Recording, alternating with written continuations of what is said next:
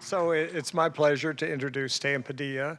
And this is kind of a long introduction, but it's way chopped down from all the things he's done because he's been a busy guy for like 79, 80 years, and it shows.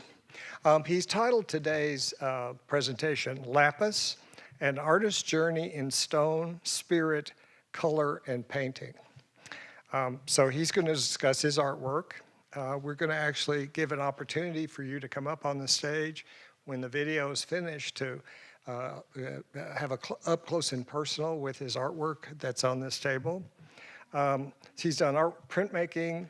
He loves the color blue. I feel like this is Sesame Street. It's brought to you today by the color blue, right? International travel and studies. He's going to give a mini demonstration on the making of ultramarine paint. So I think you'll need to be up here for that. He's a multimedia artist and indigenous educator, cultural activist. He's descended from the California Yaqui and Chicano tribes. He's one of the principal artists of the Royal Chicano Air Force. He was awarded a California Arts Council Master Legacy Artist Fellowship for 2024. Sounds like a pretty prestigious thing to me. He's an artistic and cultural mentor for the United Auburn Indian Community Tribal School, and his work's been exhibited nationally and internationally since 1969. He's recently returned from adventure travels in Egypt and Italy. And I know that a lot of you know Stan, and I do as well. And I think, besides all these things, that one of the primary things that take away from meeting Stan and spending time with him is how kind he is and how generous he is. And so he's expressing his generosity today by talking to us and learning us some stuff. All right, Stan. Do I talk here? Are you guys? Oh, yeah. I'm going to walk around. I can't sit in one place too long. Thank you very much. It's really an honor to be able to speak with you and to you. And so those are all the things I do, but that's not who I am. And what I want to share a little bit today is more of who I am and what really motivates me. And I am a folk medicine practitioner, a healer, and I attend to my community. And I attend to my community because I have a great love and compassion, and I don't like to see suffering or ignorance.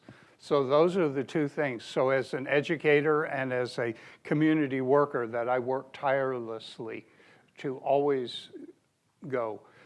What I want to show today is, and express today, is you may have seen my public work or ceremonial work or read things and all of that. I wanted to show the other part. I'm a studio practicing artist, 54 years now. And I live on a 13-acre sanctuary, rural Placer County.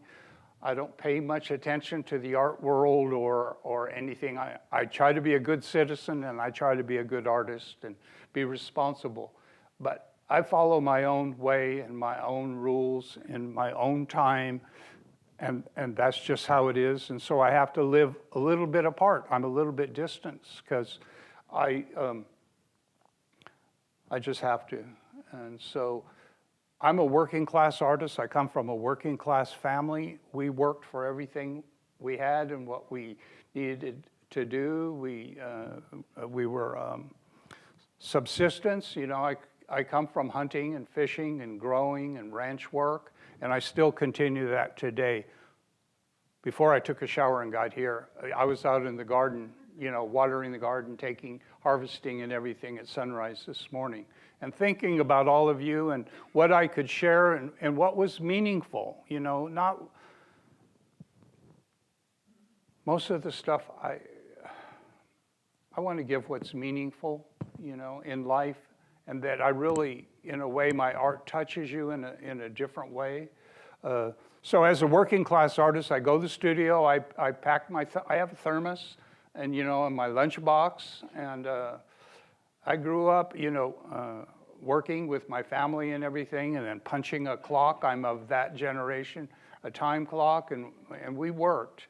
And so that's how I approach my art. Whether I'm up or down, where it's lean times or plentiful times, whether I'm happy, whether I'm sad, whatever, I work, you know. And what I mean work is that I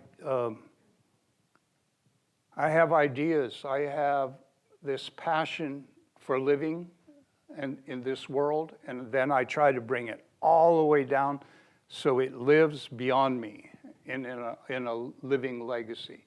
So what I wanted to introduce, we have a video for you that will share a little more so I don't have to just talk at you.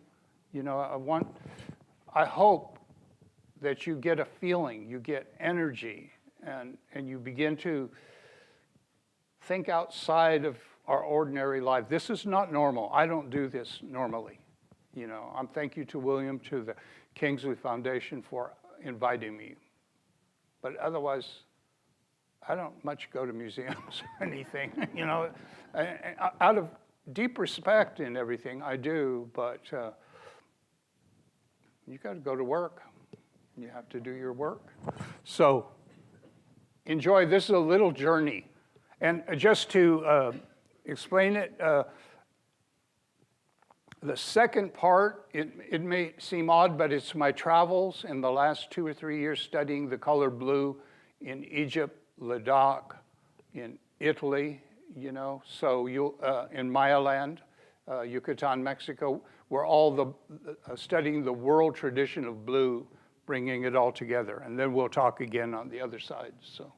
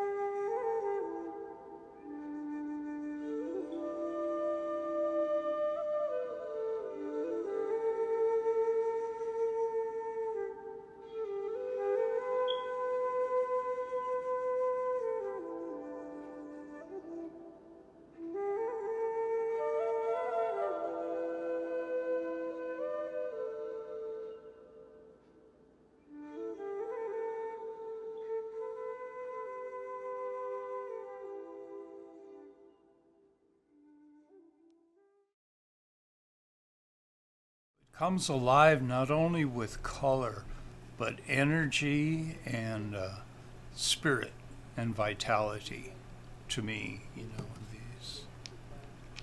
And then you put it next to when it's dry.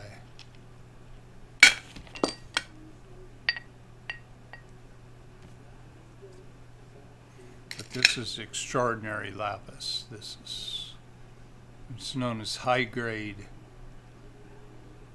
grade AA, which is used in gem making and in jewelry work. And then the tailings, or the small parts, all of these are chips from when they're cutting artworks and jewelry work. This is like a real treasure here, a treasure trove of history and tradition, geology, and then I put it all together in my work in a geometry, put it into a geometric forms, and the essential primary and essential shapes, forms, colors, and textures to begin telling a story. And it tells a story not in a symbolic way, but in an actual medicinal way. It actually tells a story. We're using the real elements, because minerals, essentially the long-term process of the crystalline nature of minerals is they're crystallized light and different frequencies of light that are embedded in the chemistry that come together to make an amalgam or a matrix which creates these colors. And for me, the magic of that color blue being natural is just is mind-blowing. It's still an awesome experience for me. I still working with it leads me to wonder and travel in different avenues of my own mind, trying to find those treasures in my mind that are like treasures in the stones, gems and minerals. I think by working with it and working with the treasures of the geometry, the methodology, or my craft, how I execute my craft and learn my craft to express these,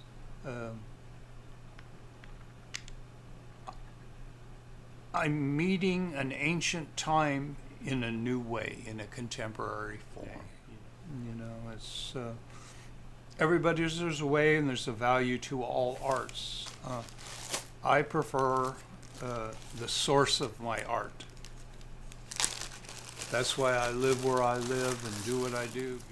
These are the real small particles of high quality, which would then go, they would be crushed and then put in a pestle. And then slowly, of course it has to be cut finer than this and strained and so forth. And then we just grind and grind and grind. And the mortar and pestle, these are, I start with stone ones, and then these are porcelain. And porcelain is actually kaolin. Kaolin is a medicine, it's a white paint that eventually is, the clay of it is porcelain.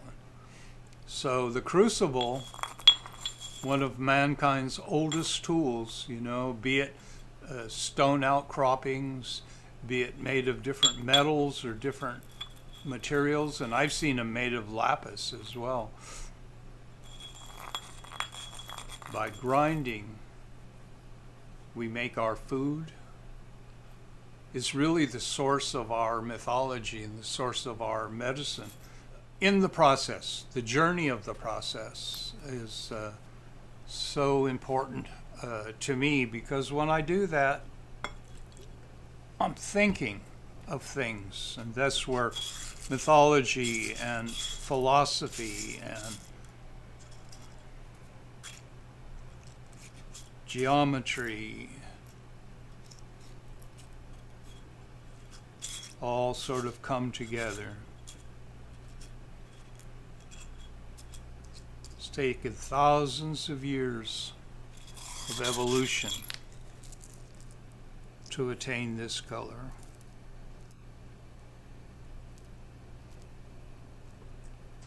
Blue talks about, and its story is, it's a foundation. It's a very stable part of what we call space. We live in space. This is in space. My hand, I live in space. And I'm not just talking about outer space, but we inhabit like an element, earth, air, fire, water. Where does all of that occur? It occurs in space. And Lapis, to me, it defines space. It tells us, it gives us a substance. We live in a very real space, and that's what that color talks about. If we envision the color of the aura surrounding the earth, it's this color, because it shows that we live in a certain, our existence happens within the realm of space. And when we work with it, our mind goes into that space, a space of wonder, a place of holism, a holistic vision of world, of well-being. And that's why when I then apply it to my paintings, I hope that's what I'm transmitting, to others, is this this sense. It's a sense of hope, wonder, wisdom, and magic and myth. To me, in my mind, they all live together. They all live in the same space together. We may divide them up and look at them differently, but when it all comes down,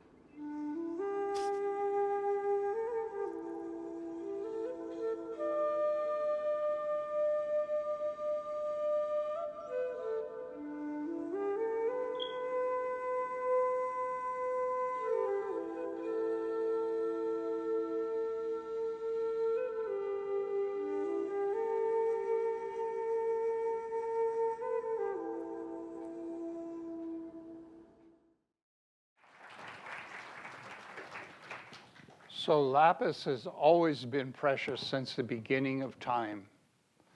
It's actually the color ultramarine, correct? You know? And it's an amalgam of silica, aluminum, copper tetrites, and I'm getting geeky now, you know, but you have to go into the chemistry to find that. The two sources of lapis lazuli are Afghanistan and Chile. Chile is what we now see is called denim lapis, and that's the color, actually, the stones they bring from Chile and dye jeans with. Levi's were dyed with indigo, trying to get ultramarine, but they use indigo plants. And so this last 3 years, I've been on a world search looking for all of these colors. I was in Yucatan, where it's called Mayan blue. The code, the recipe was only cracked. It's been a secret in the jungle about 15 years ago. But now we know about it, and that was Mr. Gutierrez there. He lives in a far-off village, and he brought the old traditions back in a new way, and now they've started an industry in the jungle. He's a school teacher, and he's taught all the villagers, and now they're making that paint again. I was able to get one bottle from him, and that's the Mayan blue.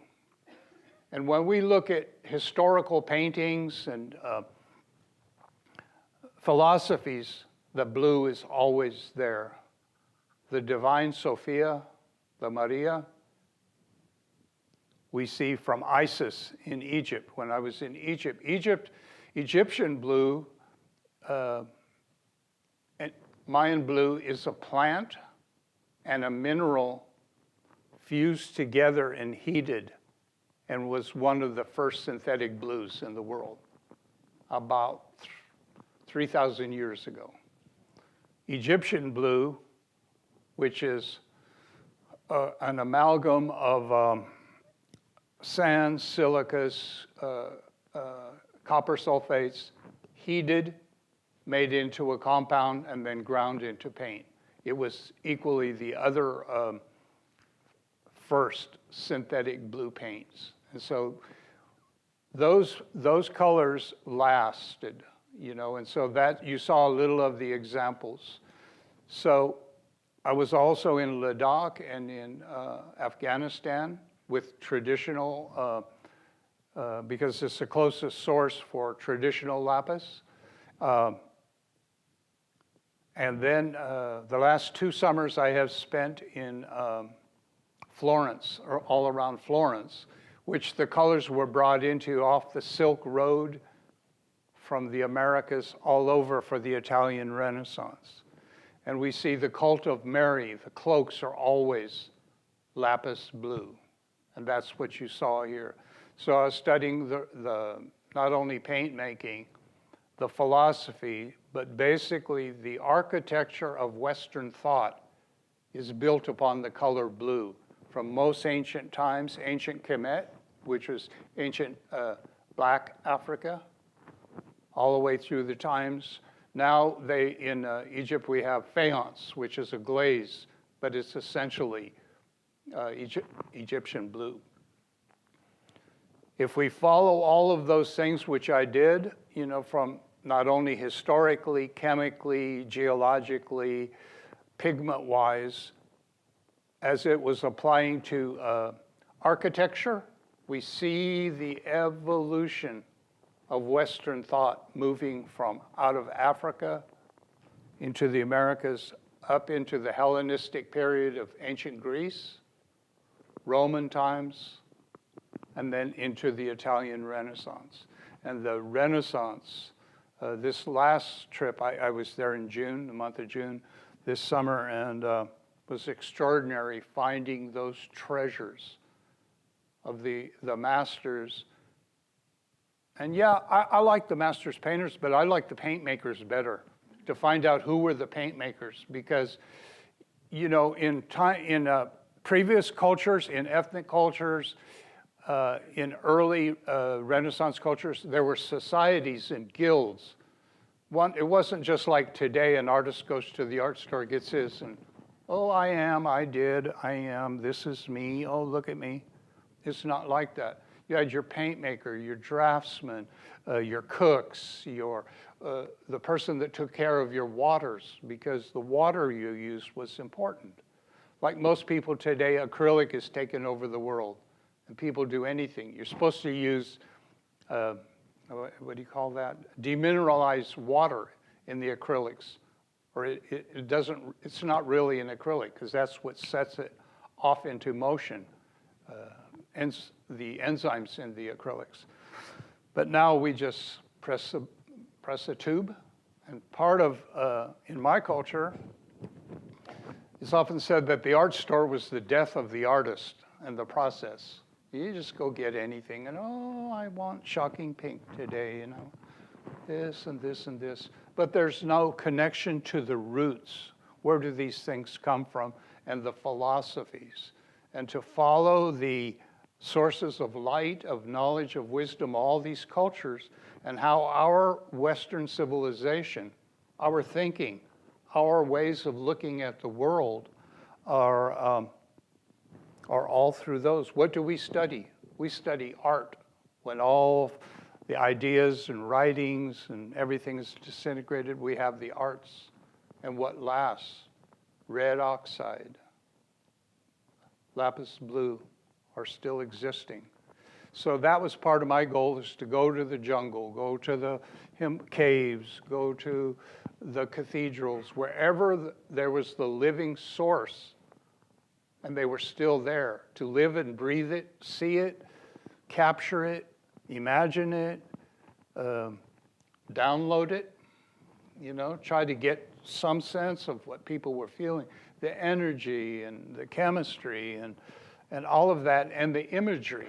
Like I say, when you study the Marian mysteries of the Virgin Mary and Sophia and Isis, then it's always lapis blue. And that cult, that philosophy is still living with us, to go to the ancient temples and to see Isis and where she was turned into Sophia, and then Sophia turned into the Marys, you know, this living feminine thought process that we're seeing. It's kind of the living wisdom, high knowledge, living wisdom, you know, the Sophia. So that's been the last process I've been going through. Now I'm home in the studio trying to digest all of that, you know. I'm an adventurer, so I've been drinking out of the old springs, sleeping in the old caves, you know, caves, monasteries, cathedrals, all of that. Like what I'm trying to do here, it's not symbolic. It's not representational. It's not pretend. It's not fantasy. This is real. The space we live in is real. We tend to forget that just like water or earth, we live in a very living, our existence happens in a very special place. And when we do that, that's, to me, the art of the sacred. You know, when we are able to attain that through viewing art, doing art, being art, celebrating art, buying art, is to be a part of that wholeness. It brings something back to us that we cannot get other ways. It's not just a material process. It's really going into the heart of creativity. And creativity is the heart of our creation, that we live in a living world, right? You know, miracles didn't just happen. Seas didn't just part and everything a long time ago. That's possible today. And that's in our healing work, we do that when we see the impossible, when we see people's lives just going, oh my God, how did you get to this place? And try to help them unravel it, find the complements and the medicines, the songs, the colors, the shapes, the forms, the herbs, the minerals, whatever it would take to bring them back in harmony that we would call healing. Oh, now I'm whole again. I'm healed. I don't have to be sick because I found my way back to my home or to my original place. I was watching a video last night about freedom. And the man defined it as freedom is that place where your natural, innate humanness lives. We don't have issues, we don't have deficiencies, we don't have confusions. When we feel good and we're in the right place at the right time, doing it for the right reason, we're free. And that's what I try to do in the studio. So even for my grandkids, I have a lock. And I lock it because, I have to be able to, in my work, concentrate long enough. And the longer I can go concentrating, meditating, it gets deeper. It's like square root of something. It quantifies and gets deeper. Am I too geeky? Oh, okay. So this is really, for me to share this is really important because, as a contemporary living ethnic artist, we're not generally invited to institutions like this. When we show, we are in group shows. Very few times do you really see one-person shows, We come in groups. That's how we're seen. And so for me to talk about the special part of, not my groupings, mind, my folk group, or, my race, or my creed, or any of that. But this is kind of unveiling my heart, and it's blue. And the blue is not from sadness or anything. It's from celebration. It's from that. Most everybody's favorite color is blue. I hear it all the time. Oh, you're in your blue period. Oh, shut that. Get historical. Get a little. Let's get a little deeper here. We're not at the dollar store. But to ponder it, and to ponder color, think of color. If we look around, color is our life. It's a frequency. It's a light. It's a dimension. Without color. For those of us in ethnic cultures, we come closer from the equator, and the southern half where it's warmer, and we live in the vibrancy is our lives. In 1980, I was in cultural exchange in the Soviet Union, and I was color starved because the philosophy, the politics are lack of color, right? It's what post offices are here. That ugly gray-green? They call it sage green in a paint company, but it's dumb. It's unconscious. So color is a medicine. What I'd like to do is, if you will, I'd like to invite you to come up on the stage and see directly what I've been doing in these minerals, not just talk about it, but you actually can see them and touch them and really begin to feel it. So I welcome you up here. If you can't or don't, please. Do an amendment to that. What I'd like to do is divide this portion into two. One is question and answers on what Stan said so far, and then we'll cut that fairly short, and then have people come up. Because once they come up, I've lost them. I know how this goes. Q&A now. Q&A, right? yeah. So we will do it. Scott's got You a have microphone. the answers, I have the questions. Right. No. Right. Right, do you have any questions? Questions. Yeah. Hi. Real loud, 'cause I'm Hi. kind of hard How's of hearing. this? Is this okay? Yeah. Okay. Among all the blues that you have discovered and created, the iconic Eve Klein blue, how does that fit into your work? Do you ever use it, and what do you think of that blue? totally inspired. And that was second generation International Klein Blue. There's a new generation. I was in Paris, and I was able to bring that back with me. I was one of 100 artists in the world who got that new edition of International Klein Blue. What was so important is that he was able to spiritually have that color, but chemically bring it all the way down and manifest it so it maintained the integrity of that spiritual color. Because most of it doesn't, it darkens, it turns green, depends on what water you use or what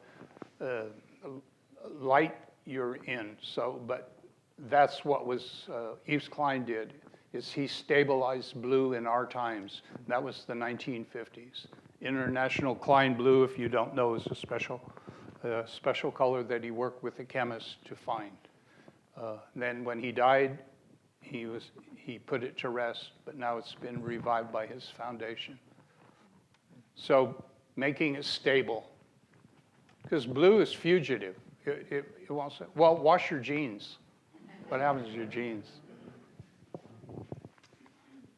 I know nothing about that color, but what are the properties that make that so unique in blues? Blue?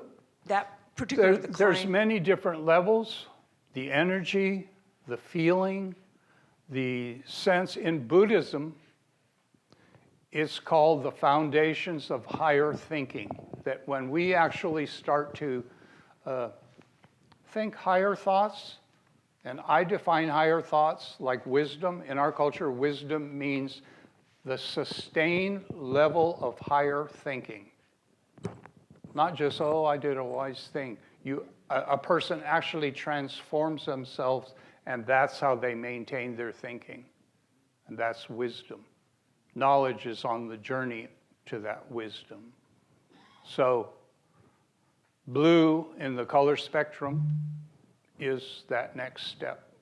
And on the spectrum scale, you know, it's blue and then goes into ultraviolets and violets, which are gamma rays. It goes into X-rays and then gamma rays and the complete transformation of matter beyond purple. And blue is that foundation. It helps us to sustain ourselves, if that makes sense. Because you have to use a new kind of thinking to understand these things. It's just not like Crayola color blue, you know. It's like, oh, I feel it. I feel it in my intuition, or my instinct tells me something, you know. For example, I was one of, again, 50 artists who received the first waves of what's called yin min blue. Did you know there was a new blue that was invented or discovered 10 years ago? And it's just in the last 3 or 4 years that it's been commercialized. And I have some here. And I was one of the artists chosen to experiment with it and begin to use it. It was discovered at the University of Oregon, I believe. And by mistake, and they got a new blue. We have never seen that blue before then. And I don't know if you know about color. Blue was one of the last colors that human beings were able to perceive. Because color is light. It doesn't really exist. Now, I'm going to ask you to reach here a little bit. It's every light in the spectrum except that color, right? Like red. It has every color of light except red, which means in our perception we see red. But color of itself, true source color, you can't grab it, you can't hold it. We have to put it into ink, we have to put it chemically into dyes or whatever, or food colorings, whatever we do. But true color is transformative. It's almost a vapor. And so it's important to know. We just look at all of this, but we're not seeing, it's really in our perceptions, you know. And so, which means to understand these things, that's what we do in the dark caves. we change our perception. For example, I spent 32 days in a dark cave. You know, cave dark is darker than anything. It's darker than carbon. And carbon's the darkest that we can experience in this world, in this third dimension. But when you go into cave darkness and you adjust your perception to that, then you begin to see on a much more subtle level. You might even say you're seeing in poetry. You know, things change and they evoke and things come and go and appear. I'm sorry. Was there another question? Another question, anyone? I told you I was going to geek out on you. Oh, over here. Let me come That's down. why I locked the studio door, so I don't get carried away. Hi, Mima. Oh, right. He's- Yeah, real loud. Well, if you go to a place like Afghanistan, how do you go to find the lapis? Where do you go, and what is it like when you, what do you do to get it? Or do you just go to a market and buy it when you're there? No. You can't. You've heard of the Silk Road. Yes. Yes, well, that's the northern end of the Silk Road, is through Afghanistan and Ladakh, Kashmir, all of those areas, because they're going down to Iran. And then from Iran, the trail went back up to Florence, to Italy. That's how the Italian Renaissance got all these materials. Yeah. From the east, went to the west, color of stained glass. And then the glass came from Iran and from the Middle East. And Islamic ideas and mathematics and spiritual and mathematical cognition came, and that's the humanism, and all mixed with the Italian Renaissance, right? That's how it is. And I lost your question. Oh, where do you go? Where do you okay, go? so the Someone must take Silk you. Road still exists. It just, China closed the Silk Road in 1979, that officially we went into Western commercialization. You couldn't do this. You had to go through a Western government, an institutional, whether it be China or India or whatever. You had to go through that banking system, like what we live in every day. Otherwise, you're dealing with camels and people, and it's still, the borders are all fluid. I don't know if you know Ladakh. Ladakh is a autonomous ethnic region. It's not really a country. It's administered by the nation of India, but it's where China, Afghanistan, Pakistan, Kashmir, Iran all meet. It's a undecided, it's the most highly nuclearized zone in the world. And at the same time, Ladakhis are agrarian. Wooden things just growing wheat and barley, and all this is around them. So there is a commerce. Here we would call it black market. In Russia, you call it black market. Whatever that means. That's like, here we call it flea markets or garage sales. That's black market, right? It's untaxed, it's cash, it's flowing, and you can buy anything from firecrackers to whatever you can imagine, right? And that's how it is there. So lapis flows. Lapis, hashish, lapsa dogs, where those little dogs came through there. Each part of the Silk Road was known for something, and that's what comes there. It still flows.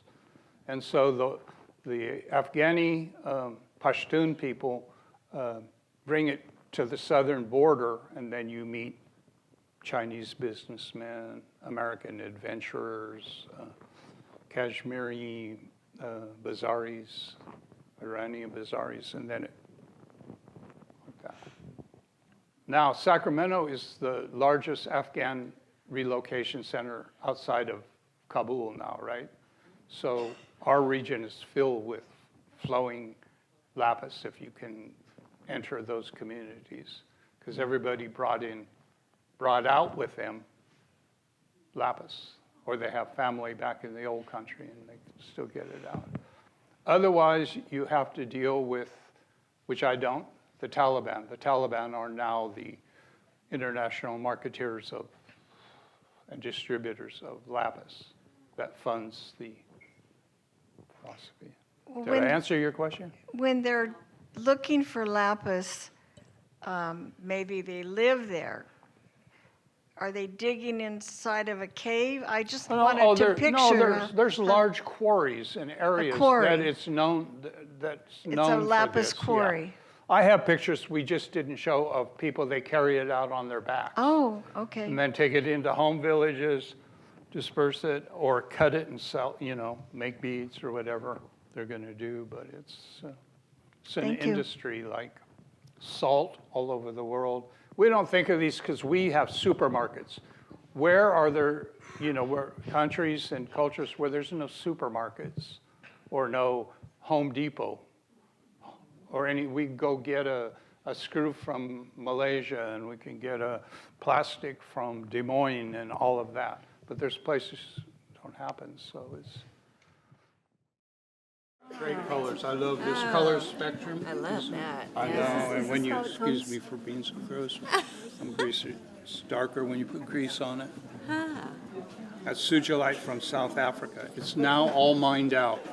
Wow. But looking in these, if you go over here, these are all different colors. This is pure pigment from Morocco, and when you make the paint, you make it with sand from the Sahara Desert. You mix it, which is silica. This is the high-grade ultramarine that is synthetic. That's what we call paint now. This was extracted at UC Davis for me. This is blue-green algae, only the blue is extracted out of it, not the green algae frequency. And so to be able to paint, and what they actually use this for, in high-end ponds, when you want to make the water look blue, this is what they use. And then it looks like it's a natural pond. It also looks like a scum hole, right? This is all pure lapis, like you saw in the video. This is manganese from the steppes of Russia. Yeah. This is Mayan blue that I got in Maya land. So you see, it's all pretty precious. So the work that I do, it's all small. Most of the big works you see and everything are acrylic and are this. There's no way I can afford it. I was studying Fra Angelico. You know his work. He was the first to really do muralize. Even in his days, it was just the Medicis, funded him because it's just outrageous, the price. Everything was brought from Afghanistan and made there. So in Egypt, I got the recipe for honey paints because my question was, these paints we're still seeing the original 4,000-year-old paintings. Why? Oh, it's a honey and honey varnish and honey watercolors. And so then I was given the name of a company in Assisi that actually makes the paints. So I was able to, these are all the possible colors of blue on this earth in watercolor. This are all the possible blues on earth, Russian. This is it's called Rublev. In 1980s, I was in a cultural exchange with the Soviet Union, and I made connection with the icon painters. And I have connections in that community. And then after Perestroika and the government separated, they all came to the West, and now they have a company to support the icon community, but also for everybody. These are all the blues. This is Yin Min blue. Golden acrylics now has the franchise, so you can only get it through Golden, and Crayola crayon now. So we looked at, you'll start seeing it soon, And it's a combination of cobalt and ultramarine, really, I would say 60%, the frequency says, light says 60% ultramarine, 40% cobalt. You mix them together and you get that. It's an extraordinary color. I pass it around if you want to see it. So if you haven't seen it, this is the first time you're seeing that blue as a species, as our people. What's it called? YNMN, they just call it yin min, but it's the chemical Was that recipe. the blue you had on your screen that had, like, looked like a powder, like that No, intense blue? that's that one? That's that. These are tourmaline, which is a whole nother frequency of color. Tourmaline is crystalline. These are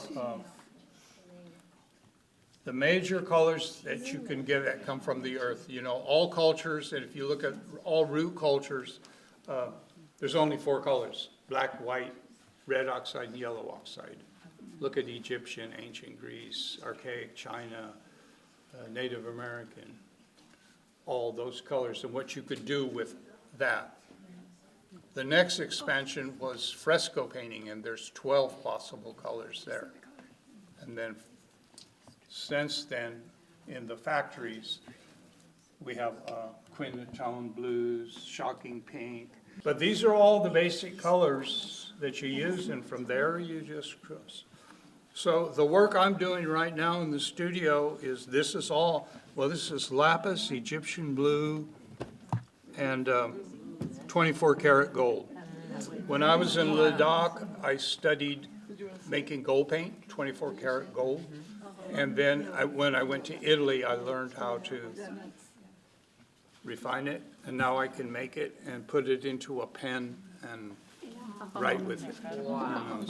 And the pens come from China. So this is international, which is all art materials. When you go to an art store, it comes from all over the world, and possibilities. Yeah, these are. Wow. This last time in, I found there's an altar in the Duomo in Siena, which is all lapis. It's to the Virgin Mary, and it's just huge. It's all lapis, uncut. I mean, they did fuse it together and hid the seams someplace, but it's just makes a believer out of me.